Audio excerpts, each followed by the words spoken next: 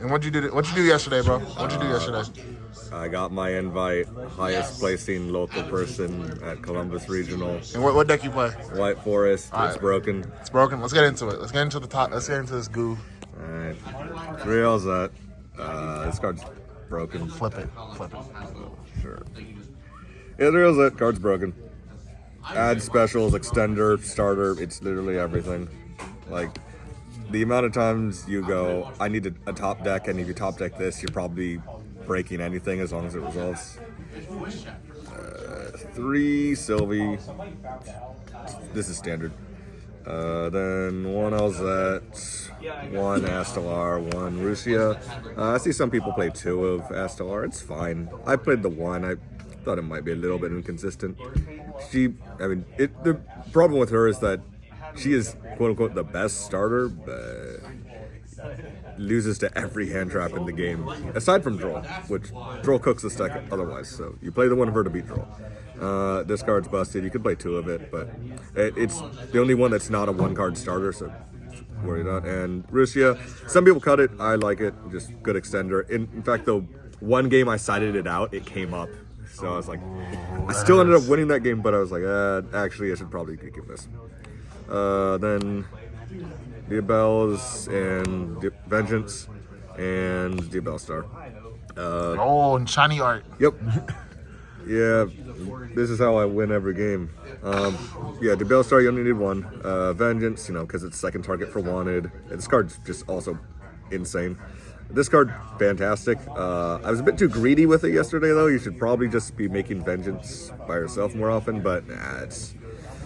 I agreed, and that's how we win sometimes. But just this card just wins games on its own. I was in a low resource game against Mitsu.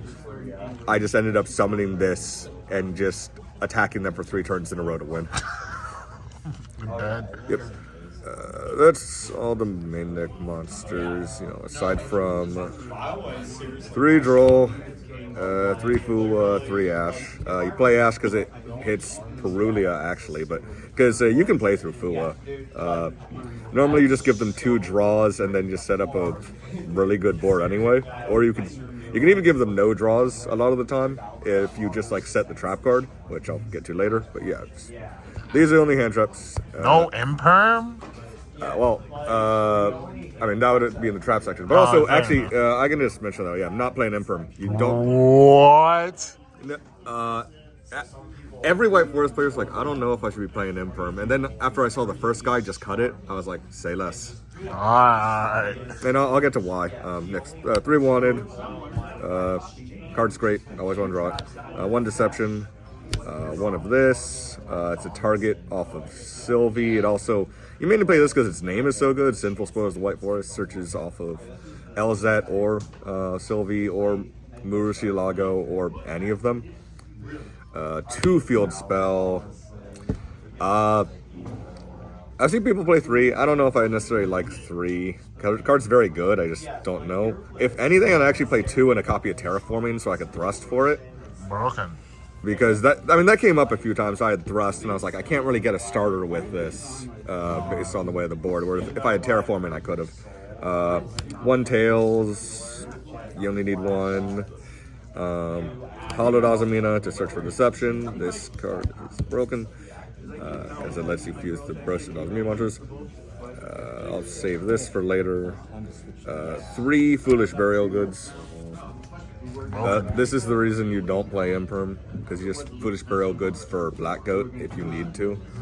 And you're just like, Imperm's so low impact this format on your opponent's turn anyway, so just do this instead. And then I see people not, they either are low on Burial Goods and then play Thrust, or they play Thrust and then don't play Burial Goods, or I'm just like, dude, this is the best Thrust deck I've ever seen.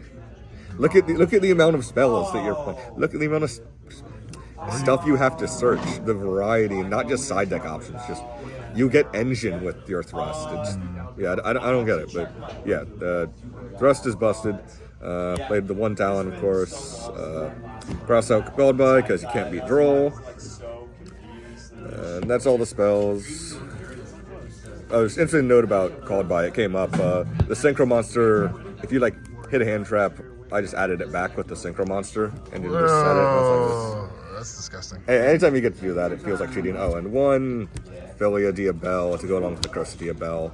This is why Foolish Burial Goods is so good, because it's still a starter of sorts, because you Foolish this, Searches this, activate this, and going first, it just gets you your Diabelle stuff, and going second just lets you summon it when your opponent has monsters, and that's what let me beat my low resource Ryziel game. I just top decked this, activated it, summoned straight from deck, and then I was like, alright, here we go. Broken. Yep. And then 3 other traps, 1 Black Goat. Only play the 1 because you have Burial Goods now, so you don't need like multiple copies. 1 copy of Morian. It's just a really good search target. Like its name is good, and it's just a Book of Moon. Broken. Book of Moon broke in this format. Yeah, it's pretty good actually. Like, if you like Book of Eclipse Malice, then they go for the second push. You're like, all right, Book of Moon, your second thing. Yeah. And then 1 copy of Woes. This is another Book of Eclipse, basically. Yeah, he played 3 Book of Eclipse. Basically. Good Lord. Basically, like, yeah, your interruption is just Book of Eclipse, Synchro Monster, Book of Eclipse, plus Book of Moon. I mean, also this does some other things. It's just, if you normal Sylvie and you just assume your opponent has Droll and you have no good way to place with Droll, you just add this, they Droll you, you set this, set like one other thing and pass. And then like you play through it. Alright, but that's the main deck. How many cards? 43. 43. If I could change anything, this is probably too much. I probably should have cut 1 and played an Azamina Debtors, actually. I was talking with another guy and he was selling me on Debtors yesterday. I think I saw that match. Because he used Debtors to revive Sylvie. Yeah, he used Debtors. Broken. Well, no, yeah, he used Debtors to play around a Charmy, and then because he just fused on their turn, and then like next turn used it to revive Oya Sylvia. I was like, yeah, that's good. All right, extra. This one that searches. If you ever make it to this, you have everything. This is the card that makes the deck work because it's Book of Eclipse. It's so busted, and that maybe the best boss monster they've ever made for an archetype. This Literally says add any spell back. It's broken. its card is Demok when you summon it, and it's just free disruption as long as you have one of these. If you have these anywhere, it says summon it from extra deck, banish, or graveyard. So it doesn't matter where this is. This will bring this back into Book of Eclipse. Broken. And this card's not once per turn, so that's why you get multiple of it. See, that's why if you play both of these, you just have 2 Book of Eclipses when your opponent tries to play. Do you only play the 1? You don't play 2? No, you never need the second one. Okay. It never comes up.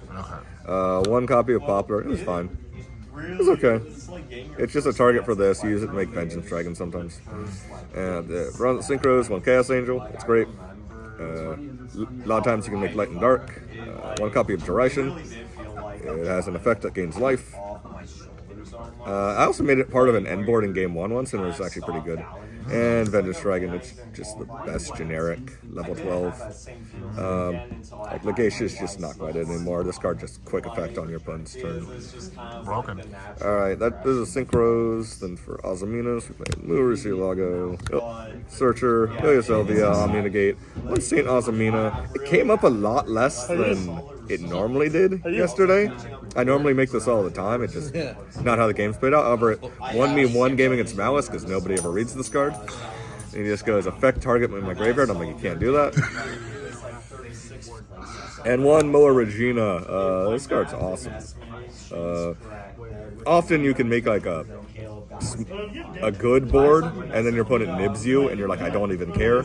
I'm just going to add back Hollowed, make this, which makes this, which summons back this, and then you're like, yeah, okay. And it pops too. I played this. It actually never came up yesterday, but I still like it. It's an Underworld Goddess. If you summon this, use its effect, you summon something else, then you just can use this and one of your opponent's monsters to summon this. Oh, that's disgusting. Again, it never came up. I still like it though. It's just good to have in your extra deck. This guy came up way more than I was expecting him to. Because normally, like, he just never does anything. But this card, you just play it. Sometimes it won't come up. but there are emergencies where you just have to sacrifice your whole hand to try to make plays, and if you do, it lets you make all your plays. Okay. Yeah, it just turns Diabell Star into a 1-card starter. And last card I played was a Typhon. I should not have played Typhon. I should have played Zapper Shrimp. Oh, the quick affection crow? Yeah, because Zapper Shrimp's main thing is actually it's on summon, pop a spell or trap. Busted. Busted. Alright, let's get into the side deck. Alright, side. One sec. Yeah, okay. Yeah, 3 Lancia. Obviously, we hate this card. 2 Phantasme. I did not feel like buying Meows. And I was like, this card is actually still just good enough because you just wait for them to have 2 Link monsters, which Malice will always do, and then you just summon it, draw 3. Or you can summon it on their first one and see if you can spike a Lancia. But like, yeah, I just needed something that would help me spike Lancias. This card fucking sucks. I'm so mad I played one copy of it. It should have been a ghost spell or I don't know, literally anything else. Imperial Iron Wall would have been better than this thing. We're not saying. Spells, 2 Lightning Storm and Duster. They were great all day. I in one of my matches I opened all 3 of them and I was just like, huh. And like, because he negated the activation of the Lightning Storm, and I'm like, all right, Duster, your back row, you negate activation, so I can activate my second one. And I was like, huh. And a copy of this. It's good, just removal spell. Yeah, this allows your Diabell Star to out a detonator now. And traps, 1 D barrier. Because we're on Thrust, it just makes it so good to play stuff like this. Thrust and burial goods for like this one's special because you can burial goods or thrust for it. Because it's so good against Mitsu and Raizu. Deck Devi, I'm sorry, what? So you can. If you bring this in against Malice, you can get double Charmy and just make your whole board and set this. And then when they go to the turn, you're like, draw phase, all right, pitch your whole hand. All of their monsters get killed by this. Oh my god. And then you're just like, and then you get to see the rest of their hand. And like, you just use this and you just leave him on your end board, or you just leave a Diabell Star on your end board. It's like, and again, you're on Thrust, so like you just have extra shots. See it? Dragon's Mind, again, you can Foolish Burial Goods this. And 1 copy of TC Boo. Oh my. That's... We play Floodgates in our side deck now.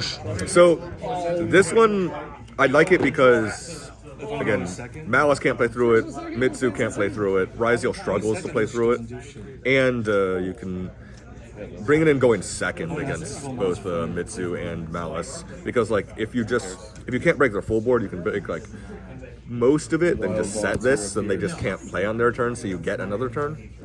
Got it. Well, thank you for the top 8. Thank you for the goo. It was not a top 8. Top Don't 16. Top 16. Thank you for the goo. All right, yeah.